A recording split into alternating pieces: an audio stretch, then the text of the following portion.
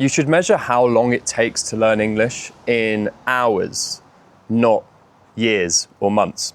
And the reason for this is, imagine you have two people and both have been learning English for a year.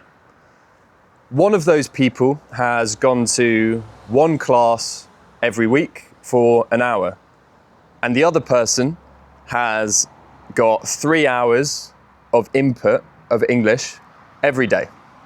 Now, which person do you think is going to be at a higher level? I understand that when someone asks you, how long have you been learning English? They're just making conversation and they just want to know when you started. And that's completely fine. But when we're talking about, like, really how long do you have to be learning English for?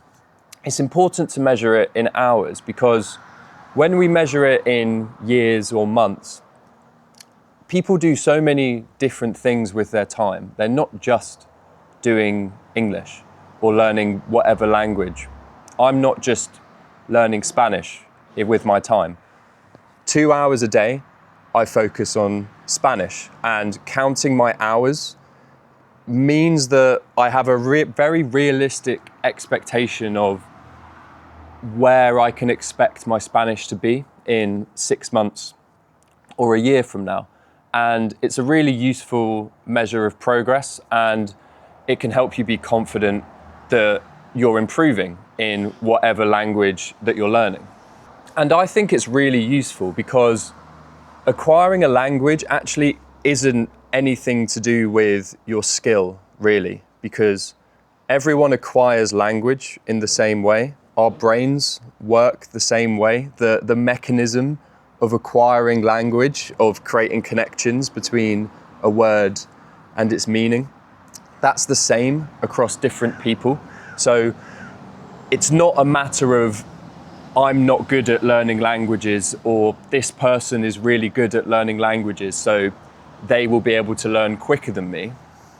That's not really how it works. And it helps you to be very confident that you'll reach a high level when you count your hours, because after, let's say, a month and you've done an hour a day, you can look back and you can say, oh, I've done 30 hours of English. I must be improving.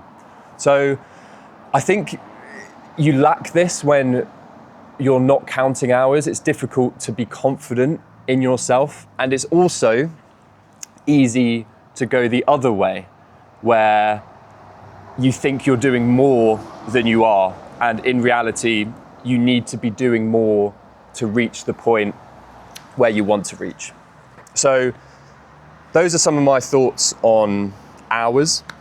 What really annoys me, and what I also wanted to talk about, is when you see these gurus online with these clickbaity titles saying, learn English in 100 hours, or buy my course and you can learn English in this amount of time. And it's not true, because learning a language takes a long time. And to be able to reach a high level, to be able to be someone who can speak with fluency and have conversations, takes a long time, lots more than 100 hours, closer to 1,000 hours and beyond that.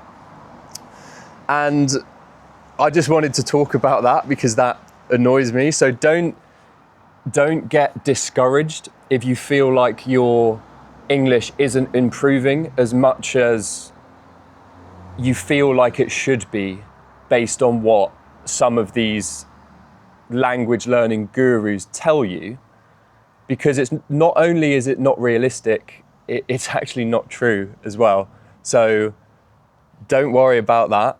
Just keep getting input, keep understanding what you can hear.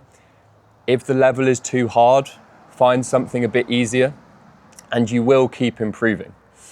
And by counting your hours, you'll be able to know where you are on your language learning journey and be confident that you will arrive where you want to arrive at the time that you want to arrive at. There's no shortcuts. The more input you get, the quicker you will reach a very high level in English. Also, just to go back to the point where I talked about language not being skill-based, good evidence for this is you can see native speakers of any language. Everyone can speak to a relatively similar degree. And I would say that people who are better speakers and can use more of the English language have probably just had more input. They've read more, they've listened to more articulate speakers, and that has helped them to be able to use this speech and read themselves. So I would say the speed in which you improve is based on the type of input that you watch, so whether it's understandable and whether it's interesting. And if you hit those two things, you will improve, I would say, as quick as anyone else who is doing the same thing. So, like I said, keep going, keep getting input, and you will improve. So, thank you for watching, and I will see you in the next video.